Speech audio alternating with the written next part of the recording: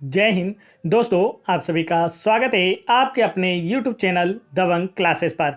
तो दोस्तों, आज हम पढ़ने वाले हैं मध्य प्रदेश वन रक्षक, जेल प्रहरी और सहायक जेल अधीक्षक एग्जाम की तैयारी के लिए प्रैक्टिस सेट नंबर 1, जिसमें हमने आप लोगों के लिए GK, GS, MP GK, science, current affair और से सारे क्वेश्चन रखे हैं जो कि आप लोगों के फॉरेस्ट एग्जाम में पूछे जाते हैं। तो वीडियो में लास्ट तक जरूर बने रहें। चलिए देखते हैं आज का फर्स्ट क्वेश्चन में यहाँ पर आप लोगों से पूछा जा रहा है, गुड्स एंड सर्विस टैक्स परिषद के प्रमुख कौन है। तो इसका जो राइट आंसर है वह क्या होगा, आप लोगों को बताना है। इसका करेक्ट आंसर होगा दोस्तों ऑप्शन नंबर 4, वित्त मंत्री। गुड्स एंड सर्विस टैक्स अर्थात जीएसटी के जो प्रमुख होते हैं वह भारत के वित्त मंत्री होते हैं और वर्तमान समय में भारत के जो वित्त मंत्री हैं वह निर्मला सीतारमण है। भारत में जीएसटी कब से लागू किया गया, अगर आप लोगों से यह क्वेश्चन पूछा जाता है तब आपका आंसर होगा 1 जुलाई 2017 से भारत में जीएसटी की शुरुआत की गई थी। आगे बढ़ते हैं नेक्स्ट क्वेश्चन की ओर। नेक्स्ट क्वेश्चन में यहां पर पूछा जा रहा है, कौन सा देश फीडे वर्ल्ड चेस चैंपियनशिप 2023 की मेजबानी करेगा। तो इसका जो राइट आंसर है दोस्तों वह है आप लोगों का ऑप्शन नंबर 1, कजाकिस्तान।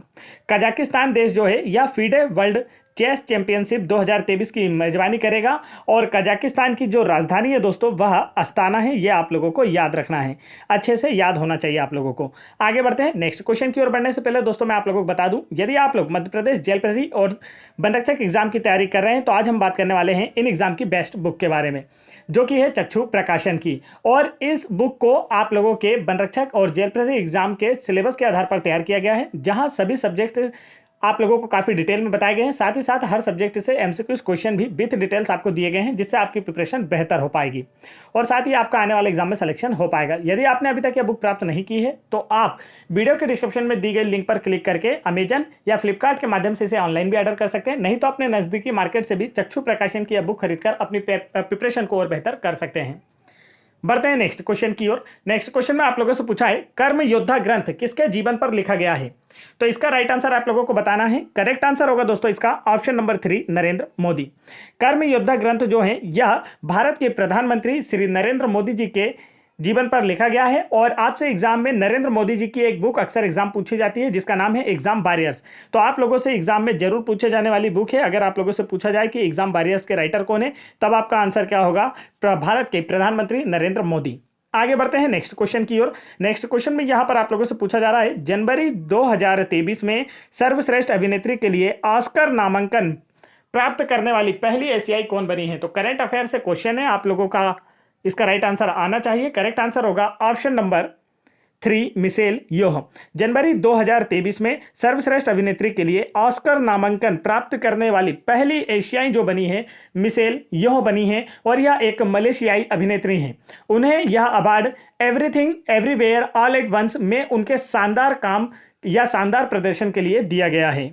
आगे बढ़ते हैं नेक्स्ट क्वेश्चन की ओर। नेक्स्ट क्वेश्चन में देखते हैं क्या पूछा जा रहा है दोस्तों। तो यहां पर आप लोगों से पूछा गया है, जीएनपी का अर्थ क्या होता है, इसका फुल फॉर्म बताना है आप लोगों को हिंदी में। तो इसका जो करेक्ट आंसर वह है आप लोगों का ऑप्शन नंबर 4, सकल राष्ट्रीय उत्पाद। जीएनपी का फुल फॉर्म होता है ग्रॉस नेशनल प्रोडक्ट, या हिंदी में इसे सकल राष्ट्रीय उत्पाद कहा जाता है। यहां से एक क्वेश्चन आप लोगों से और बनता है, वो क्वेश्चन होता है आप लोगों का कि जीडीपी का फुल फॉर्म क्या होता है। तब आपका आंसर होगा ग्रॉस डोमेस्टिक प्रोडक्ट।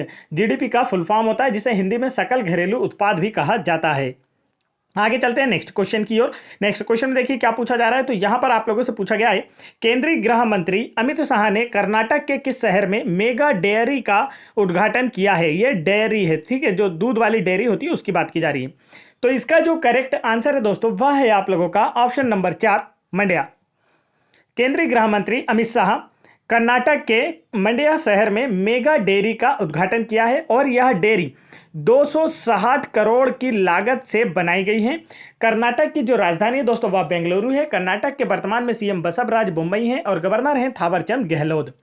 आगे बढ़ते हैं नेक्स्ट क्वेश्चन की ओर। नेक्स्ट क्वेश्चन में यहां पर पूछा जा रहा है, जलवायु परिवर्तन प्रदर्शन सूचकांक 2023 में भारत का रैंक क्या है, आप लोगों से यह पूछा जा रहा है। तो इसका राइट आंसर आप लोगों को बताना है। करेक्ट आंसर जो होगा दोस्तों वह है आप लोगों को जल्दी से बताएंगे। करेक्ट आंसर कौन सा, ऑप्शन नंबर 3, 8वां। जलवायु परिवर्तन प्रदर्शन सूचकांक 2023 में भारत की जो रैंक है वह 8वीं है। आगे बढ़ते हैं नेक्स्ट क्वेश्चन की ओर। नेक्स्ट क्वेश्चन में यहां पर पूछा जा रहा है, लोकसभा प्रश्नकाल कितने समय तक चल सकता है। तो इसका जो राइट आंसर है वह है आप लोगों का ऑप्शन नंबर 1, 1 घंटा। लोकसभा प्रश्नकाल जो है यह 1 घंटे तक के लिए होता है। आगे बढ़ते हैं नेक्स्ट क्वेश्चन की ओर। नेक्स्ट क्वेश्चन में यहाँ पर आप लोगों से पूछा गया है, भारतीय संविधान के किस अनुच्छेद में भारत के चुनाव आयोग का उल्लेख है।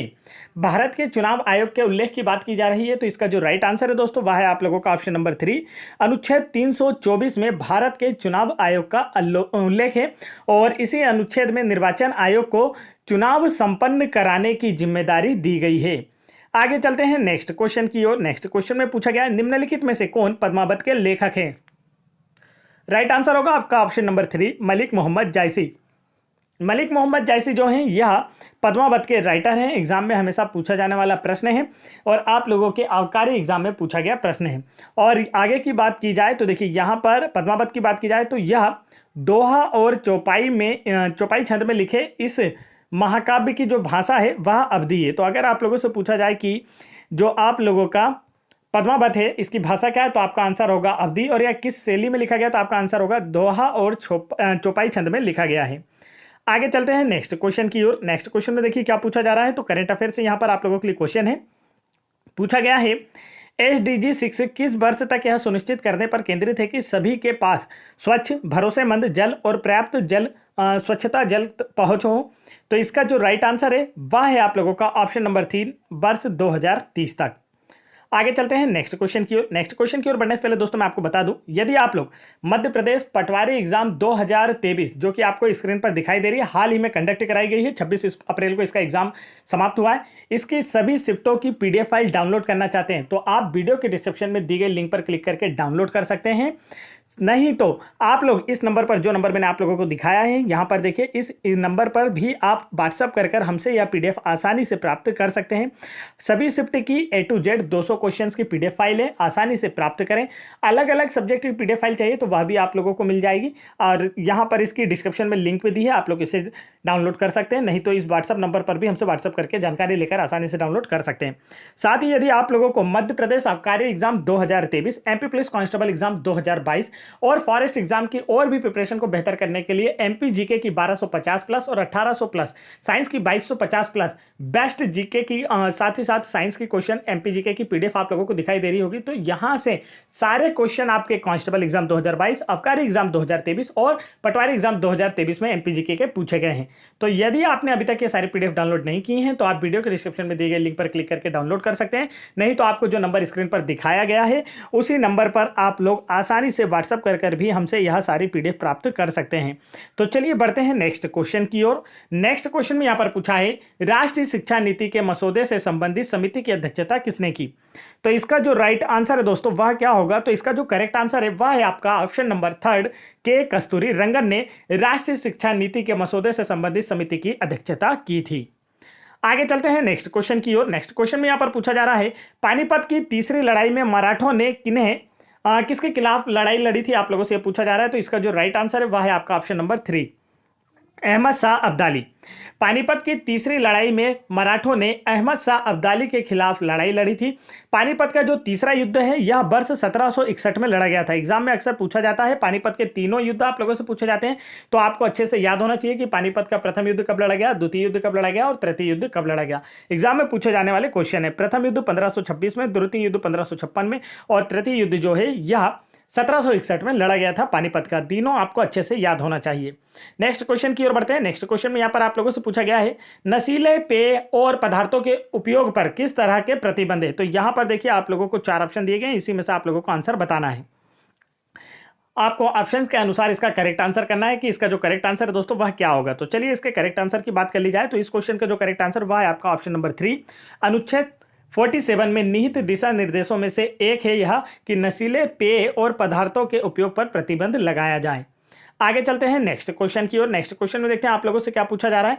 तो यहां पर आप लोगों से पूछा गया है, किसके अनुसार सुल्तान पृथ्वी पर ईश्वर का साया था। कांस्टेबल एग्जाम 2022 में पूछा गया प्रश्न है, काफी ज्यादा इंपॉर्टेंट है, हिस्ट्री से बनता है। राइट आंसर इसका जो है दोस्तों वह है आपका ऑप्शन नंबर 3, बलवन। बलवन है ये, ठीक है, बलवंत ना होकर ये क्या है, बलवन है, याद रखना है आप लोगों को। तो सुल्तान पृथ्वी पर ईश्वर का साया है, यह बलवन ने कहा था।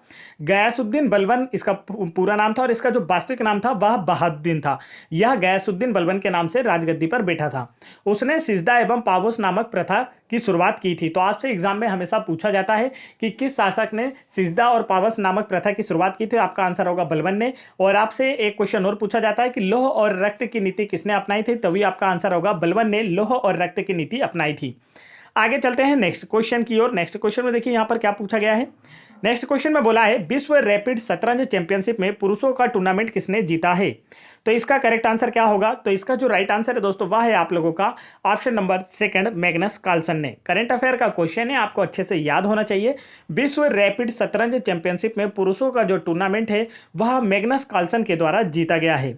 आगे चलते हैं नेक्स्ट क्वेश्चन की ओर। नेक्स्ट क्वेश्चन में देखिए पूछा जा रहा है निम्नलिखित में से कौन सी परमारों की राजधानी थी। परमार वंश की राजधानी के बारे में आप लोगों से पूछा जा रहा है। राइट आंसर होगा इसका ऑप्शन नंबर, जल्दी से बताएंगे कौन सा है। ऑप्शन होगा 4। परमार वंश की जो राजधानी है वह धार थी। परमार वंश की स्थापना उपेंद्र राज या कृष्ण राज ने की थी। देखिए इसका जो पूरा नाम था ना वह क्या था, परमार वंश के संस्थापक का पूरा नाम था उपेंद्र कृष्ण राज, ये आपको याद रखना है। लेकिन एग्जाम में आप लोगों को सिर्फ आधा ही नाम दिया जाता है। कभी ऑप्शन में आपको उपेंद्र राज देखने को मिलेगा, कभी आपको ऑप्शन में कृष्ण राज देखने को मिलेगा। तो दोनों ही आपके करेक्ट आंसर हो सकते हैं, जो भी ऑप्शन में एक देखने को मिल जाए। दोनों कभी भी एक साथ नहीं आते हैं। पूरा नाम था उपेंद्र कृष्ण राज ने परमार वंश की स्थापना की थी। और अगर बात की जाए कि बेरी सिंह द्वितीय के शासनकाल में परमारों ने अपनी राजधानी मूल स्थान उज्जैन से धार स्थानांतरित की थी।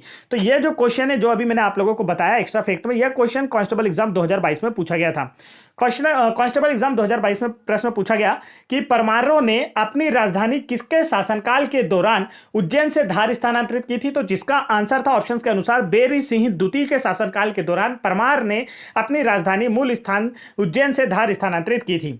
अब देखिए यहां से परमार वंश से एक क्वेश्चन और पूछा जाता है, काफी बड़ा नाम है, आप लोगों ने सुना होगा राजा भोज का। तो राजा भोज जो है यह परमार वंश के 9वें राजा थे। कौन से नंबर के राजा थे, 9वें और सबसे प्रसिद्ध राजा थे।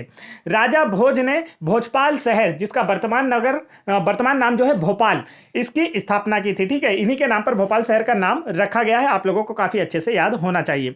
आगे चलते हैं नेक्स्ट क्वेश्चन की ओर। नेक्स्ट क्वेश्चन में यहां पर पूछा गया है निम्नलिखित में से कौन सी रिपोर्ट विश्व बैंक द्वारा जारी नहीं की जाती है। 4 ऑप्शन आपको दिए गए हैं और बोला गया इनमें से कौन सी ऐसी रिपोर्ट है जिसे वर्ल्ड बैंक द्वारा जारी नहीं किया जाता है। तो राइट आंसर होगा आपका ऑप्शन नंबर सेकंड, विश्व आर्थिक आउटलुक। इसके अतिरिक्त आप देखेंगे ease of doing business report, अंतरराष्ट्रीय ऋण सांख्यिकी, विश्व विकास रिपोर्ट, यह सभी जो है किसके द्वारा जारी की जाती है, वर्ल्ड बैंक के द्वारा जारी की जाती है। नेक्स्ट क्वेश्चन में देखिए क्या पूछा जा रहा है। यहां पर पूछा गया आप लोगों से वह व्यक्ति क्या कहलाता है जो उच्च जोखिम वाली कंपनियों में निवेश करता है, आमतौर पर ऐसी कंपनियां जिनका कोई भी राजस्व या लाभ नहीं होता है। तो इसका राइट आंसर आपका ऑप्शन नंबर सेकंड, ऐसे निवेशकों को एंजल निवेशक कहा जाता है।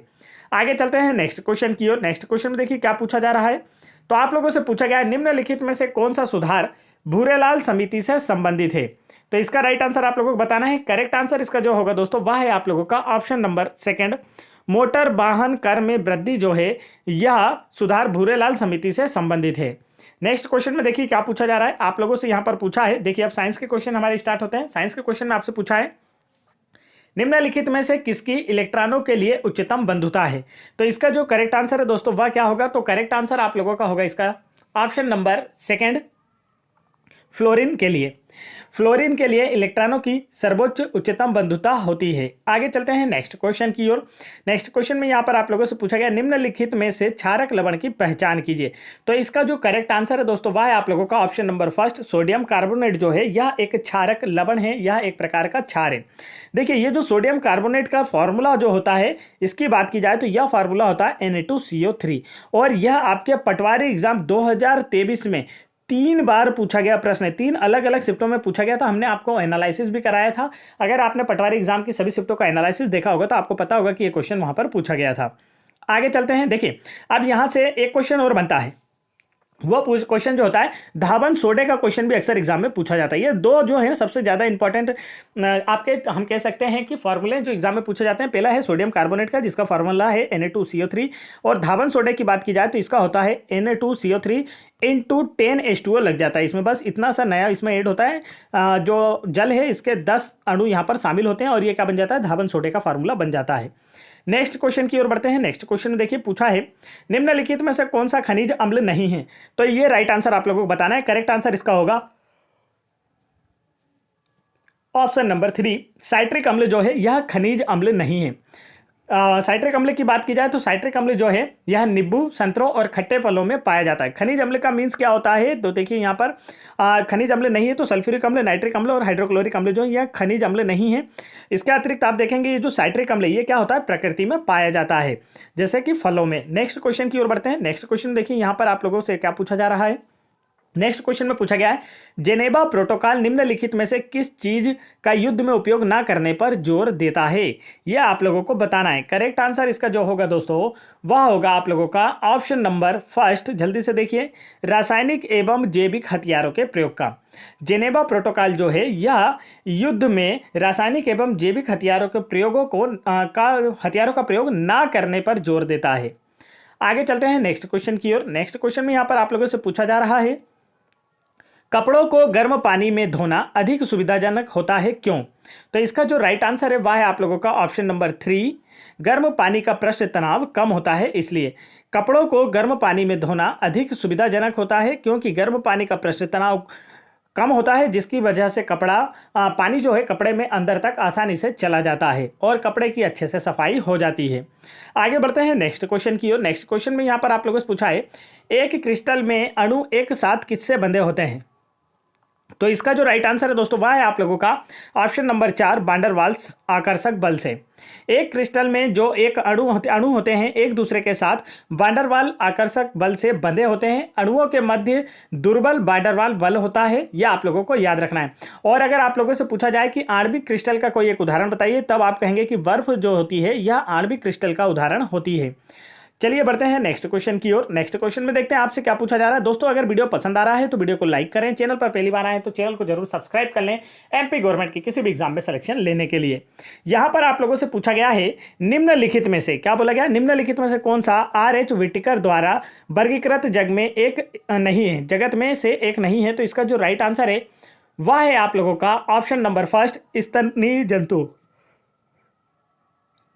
देखिए यहां पर आर.एच. व्हिटेकर द्वारा कितने जगत में संपूर्ण चराचर जीव को विभाजित किया गया था, आपसे यह पूछा गया है। तो इन्होंने 5 जगत प्रणालियां, हम कह सकते हैं 5 जगत प्रणाली की शुरुआत की थी, जिसमें इन्होंने पूरे विश्व को 5 जगत में बांटा था। पहला था मोनेरा जगत, दूसरा था प्रोटिस्टा जगत, तीसरा था कवक जगत, चौथा था पादप जगत और पांचवा था जंतु जगत। तो इसमें इन्होंने किसे स्थान नहीं दिया था, तो आपका आंसर होगा स्तनीय जंतु को इन्होंने स्थान इसमें नहीं दिया था।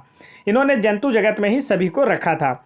नेक्स्ट क्वेश्चन की ओर बढ़ते हैं। नेक्स्ट क्वेश्चन देखिए क्या पूछा जा रहा है। तो यहां पर आप लोगों से पूछा गया है, प्रकाश संश्लेषण के दौरान ग्लूकोज में ऑक्सीजन कहां से आता है? 4 ऑप्शन आपको दिए गए और पूछा गया प्रकाश संश्लेषण की क्रिया के दौरान ग्लूकोज में ऑक्सीजन कहां से आता है? तो इसका जो राइट आंसर है वह है आप लोगों का कार्बन डाइऑक्साइड से।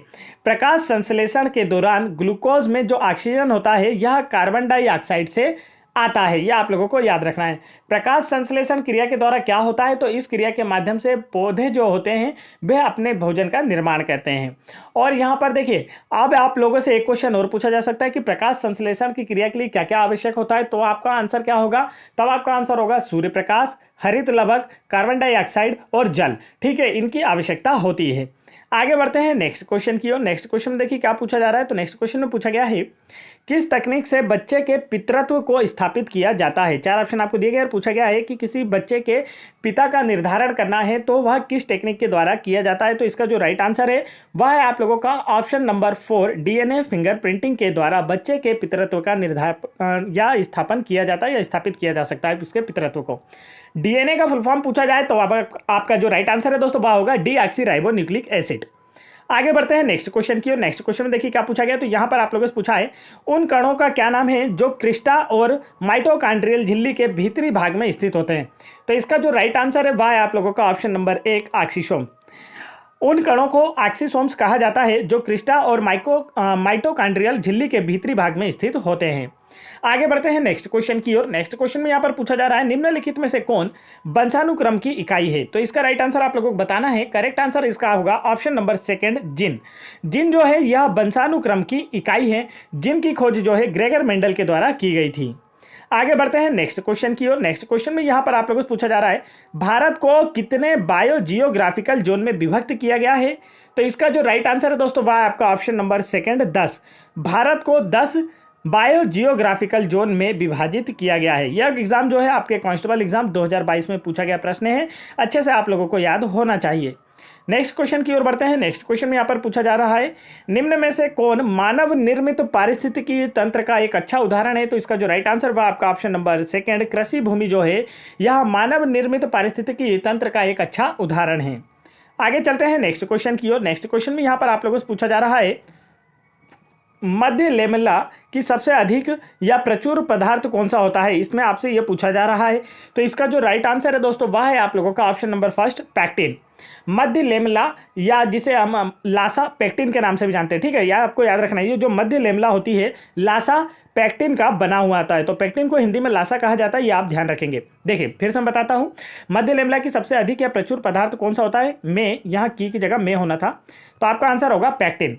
मध्य लेमेला लासा पैक्टिन से बना होता है। मध्य लेमेला के अंदर मौजूद प्रमुख तत्व जो होता है वह कैल्शियम होता है। यदि आप लोगों से पूछा जाए कि मध्य लेमेला के बीच स्थित जो प्रमुख तत्व होता है वह कौन सा होता है, तब आपका आंसर होगा कैल्शियम। कैल्शियम का परमाणु क्रमांक क्या होता है? तब आपका आंसर होगा 20। और कैल्शियम जो होता है मानव शरीर में पाया जाता है वाला तत्व है, इसी से हमारी जो हड्डियां और दांतों का निर्माण होता है। नेक्स्ट क्वेश्चन में यहाँ पर पूछा गया, निम्नलिखित में से कौन सा कार्सिनोमा का कारण बनता है? राइट आंसर इसका जो है दोस्तों वह आपका ऑप्शन नंबर 3, उपकला कोशिका जो है यह कार्सिनोमा का कारण बनती है। अब अगर आपसे पूछा जाए कि ये कार्सिनोमा क्या है, तब आप क्या कहेंगे कि यह कैंसर है। क्या है दोस्तों? कैंसर है। याद रख लेना आपको, कैंसर एक प्रकार का कैंसर है कार्सिनोमा। और कार्सिनोमा कैंसर वह कैंसर है जो त्वचा में या उन ऊतकों में शुरू होता है जो आंतरिक अंगों को ढकते हैं। तो आपके जो मानव शरीर है इसे ढकने वाले जो ऊतक होते हैं या त्वचा जो होती है, इनमें जो कैंसर होता है उसे कार्सिनोमा के नाम से भी जाना जाता है। तो ये थे दोस्तों आज के हमारे बेस्ट 35 क्वेश्चन जो कि हम आपके फॉरेस्ट एग्जाम के लिए लेकर आए थे, और आप लोगों को काफी ज्यादा एक्साइटमेंट के साथ साथ मजा भी आया होगा कि बेस्ट क्वेश्चन आपको देखने को मिल रहे हैं। तो यदि वीडियो पसंद आए तो वीडियो को लाइक कीजिए, चैनल पर पहली बार आए तो चैनल को जरूर सब्सक्राइब कर लीजिए यदि आप लोग मध्य प्रदेश फॉरेस्ट और जेल प्रेरी एग्जाम में सिलेक्शन लेना चाहते हैं। और आप लोगों को जितनी भी पीडीएफ दिखाई गई थी, यदि आपने अभी तक डाउनलोड नहीं की है तो आप वीडियो के डिस्क्रिप्शन में दी गई लिंक पर क्लिक करके आसानी से डाउनलोड कर सकते हैं। नहीं तो आप हमें इस नंबर पर, देखिए यहाँ पर नंबर मैंने आप लोगों को दे दिया है, आप नंबर को ऑलरेडी पहले मैं आपको बता चुका हूँ 7610 देखिए 427090, इस नंबर पर आप हमें व्हाट्सअप कर भी हमसे सारी पीडीएफ प्राप्त कर सकते हैं। तो फटाफट वीडियो को लाइक करके चैनल को सब्सक्राइब करके बेल आइकन की बटन जरूर दबा लें ताकि ऐसे इंपॉर्टेंट एजुकेशनल वीडियो के नोटिफिकेशन आप तक आसानी से पहुंचते रहे। जय हिंद दोस्तों।